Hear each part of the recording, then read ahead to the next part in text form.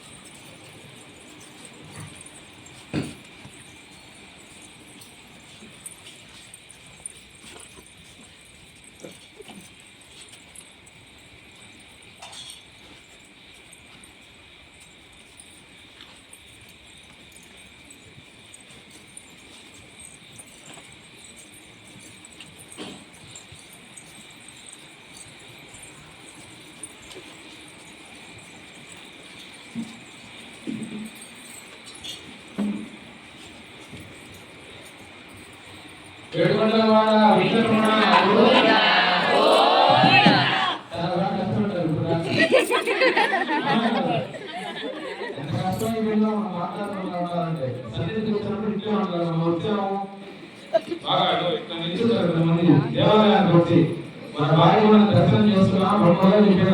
స్వామి మన పేరు చెప్పాడా, మన గోత్రం తీసుకున్నాడా, మన పూజ చేశాడా, వెంకయ్య తీసుకొచ్చిందా, అట్లాంటి అనుకోడు. వాళ్ళు తీసుకోవాలి.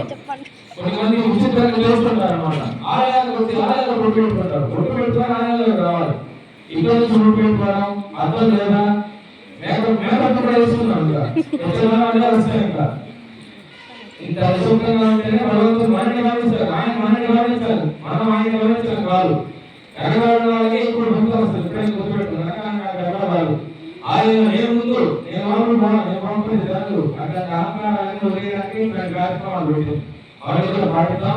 భక్తులందరూ కూడా యాగశాలకు వచ్చేసేయండి. మహాకుంభ ప్రార్థన జరుగుతుంది.